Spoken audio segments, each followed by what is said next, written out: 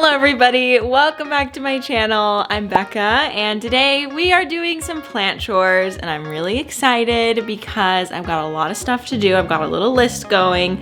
So I also have a sink full of dishes. I mean, usually I do. Right now I have a sink full of plants and I'm doing some watering. So I figured that I would start the video now and also let you know that this video is sponsored by Thrive Market. So I'm going to have some stuff to unbox in just a little bit, but we'll get to that in just a little bit. Also, there is a piece of fuzz or hair on my lens. I noticed that in the last video I edited. So let me just clean you up now before we get any further. And all right, let's do some watering. So I'm doing my typical watering routine, which is basically just using my plant folio over my sink. Plant folio is just this wood frame thing with like wire inside of it, and it's made by my friend Eli, his company Plant Folio. I always get a lot of questions about it, so figured that I would answer that like right off the bat. So that's what that is. And basically, I just use the hose from my sink to water everything. So I'm going to get to that and you're going to enjoy some music and I am going to listen to my audiobook.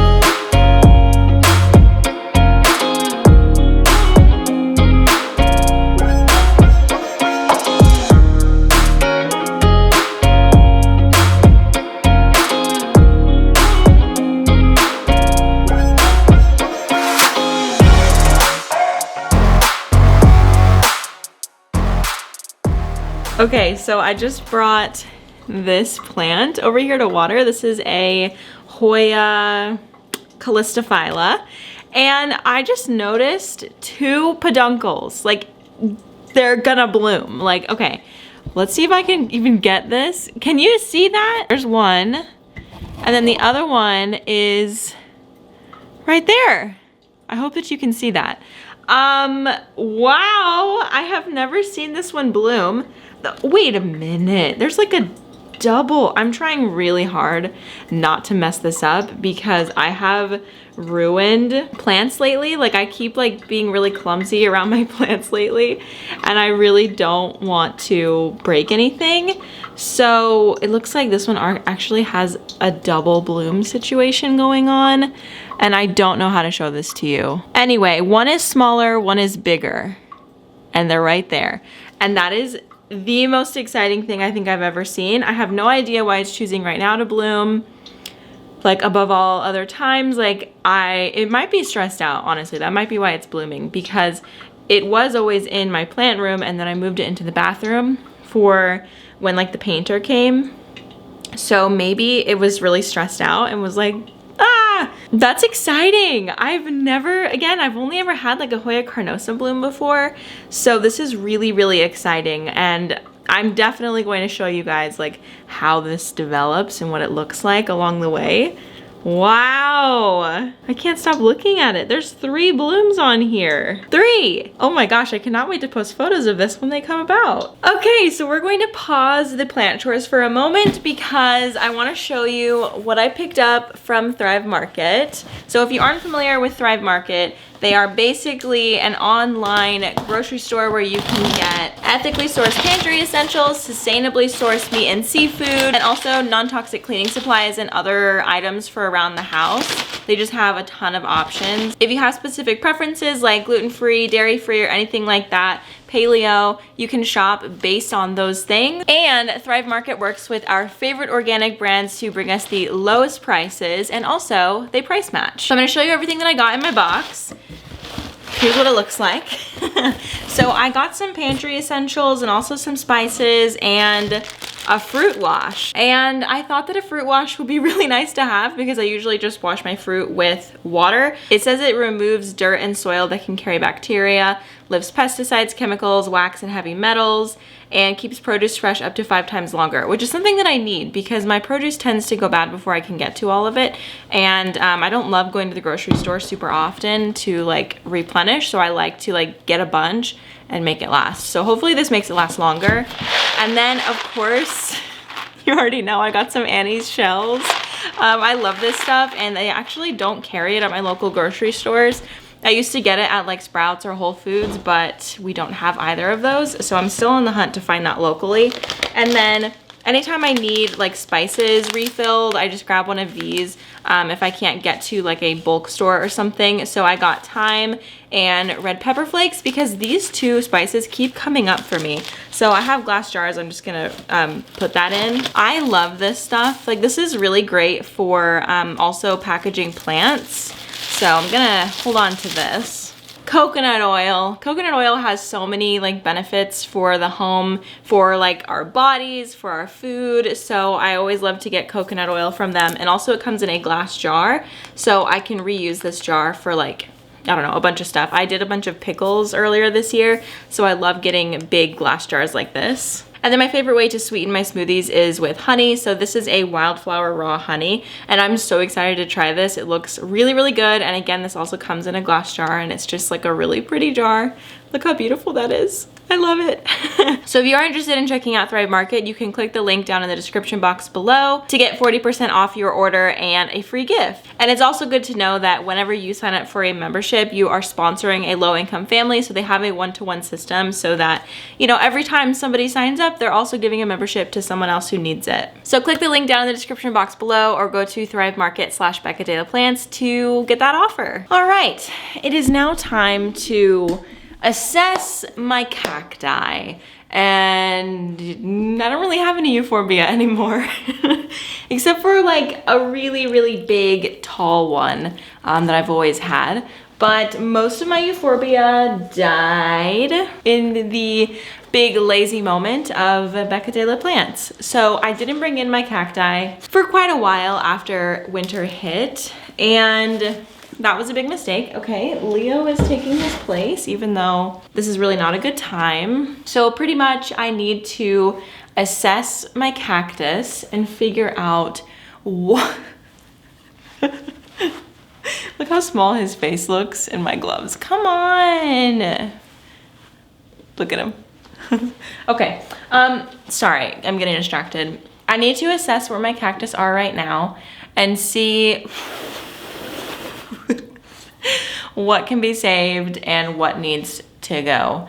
Oh, careful, baby. That one's gonna hurt you. My cactus has just been sitting in this room on the ground, and I found a cactus spine in Leo's like leg, and I was like, okay, I need to figure this out so they can be off the ground, because my dogs just are walking around in here and they get curious and they don't like try to eat any of my plants, but I don't want them to have cactus spines in them because some of these are pretty big spines and like that would really hurt. Let's do this. All right, Leo, you gotta go. Sorry, baby. Sorry, baby, you gotta go. Okay, so first of all, this situation is not good. Actually, I have this bench here. I'm gonna put it on this bench and assess it from there. I need to get a bucket, like a funeral bucket, because yeah, again, a lot of these did not make it. Well, rather than a bucket, I have a box, and that's good enough. Okay, I basically just need to like take this and remove it. It's past the soft stage and now it's all crunchy. So that's nice. Okay. Can you even see what I'm doing? I don't think you can. We're gonna get you right up close in the business. By the way, I just watered this plant, so it'll perk up in a little bit.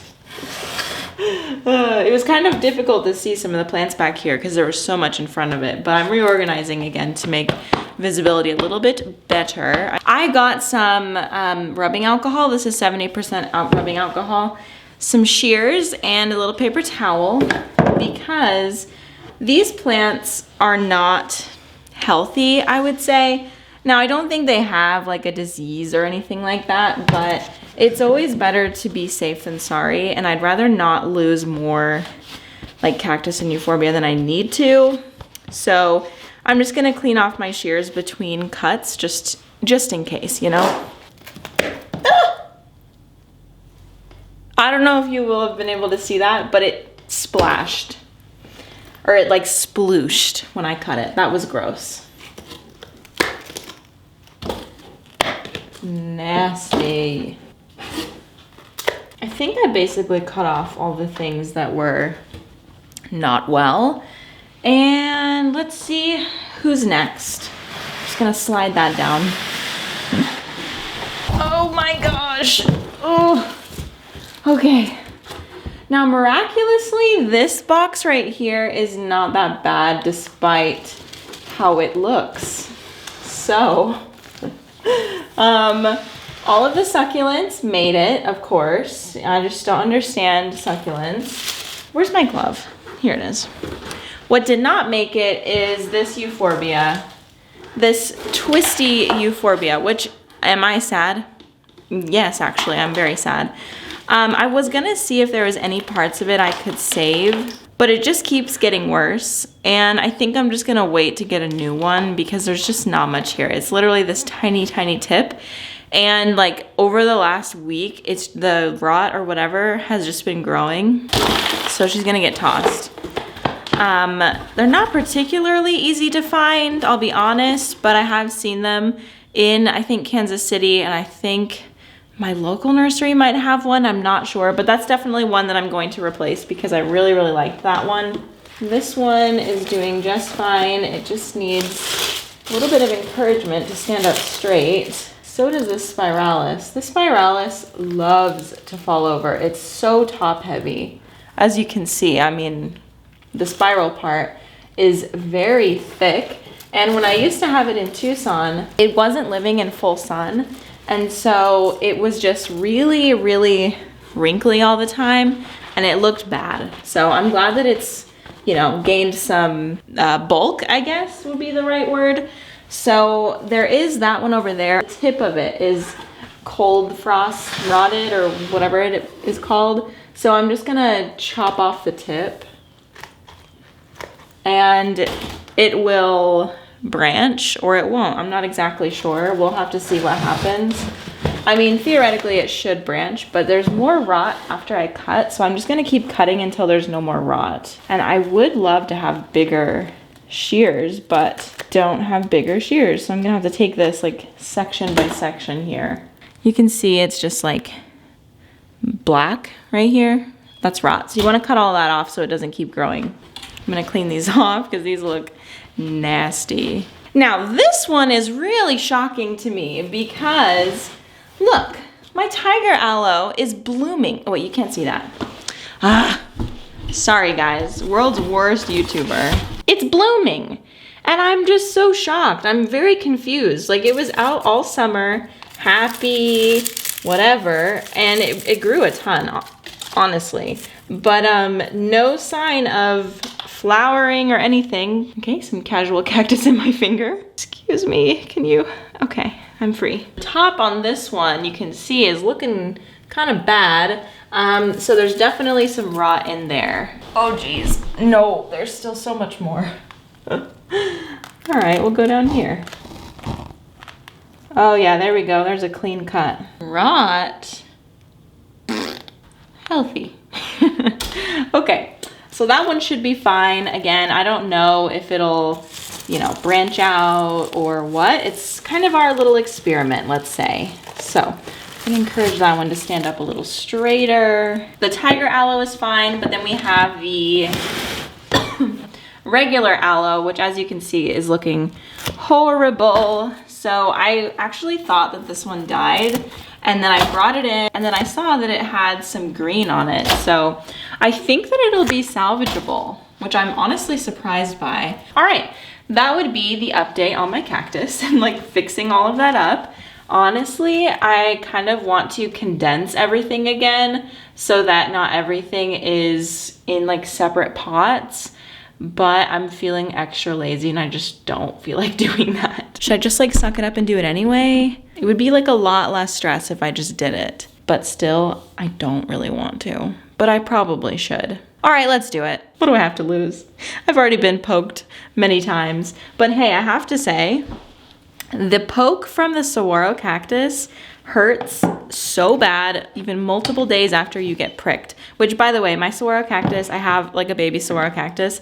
It's totally fine, which I knew it would be. Saguaro are super, super hardy. Cactus in general are very, very hardy. It's the euphorbia and the succulents that are a little bit more sensitive.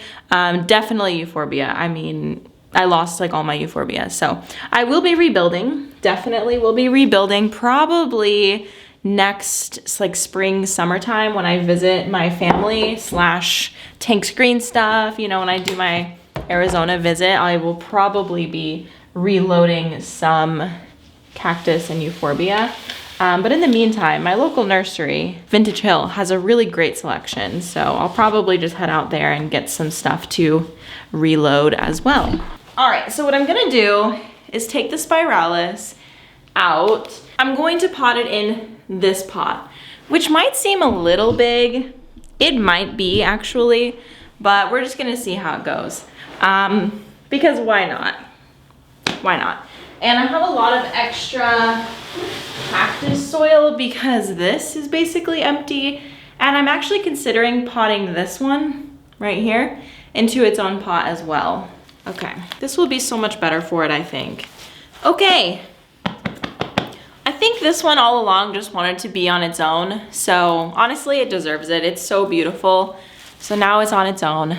Honestly, I feel like I could put a lot of these cactus like all in one as of right now, but I think I'm going to pot this in here, in with like where the old spiralis was, because I want to condense as much as possible. And I think that'll be my best bet to doing so. These spines are no joke. They're just going right through my gloves. Okay, so far so good. I'm gonna pack in a little bit of extra dirt around her. That is very nicely condensed. So now I have 2 planter boxes for cactus and 1 pot. And for placement of these, I think if I can, I want to fit them both on our shoe rack just for now so that they can get like the most sun. This is quite possibly the most ugly way that I can have this all fashioned, but just until I figure out what else to do with them, this is what we're going with. So actually, conveniently, this planter box has a little hole right here so that you can put it on like a railing, I think, which works great with this cane piece, and plenty of space to put this plus a pot. So I think that is a job well done. We have found a solution, and now I just need to clean up the mess.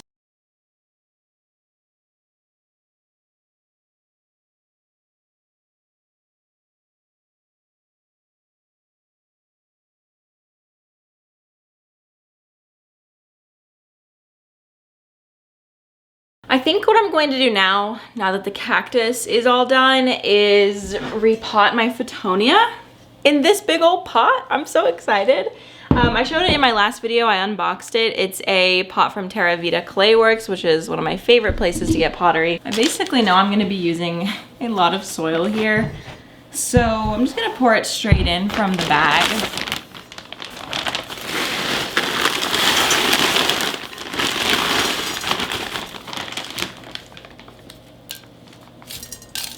She's definitely perked up since the last time you saw her.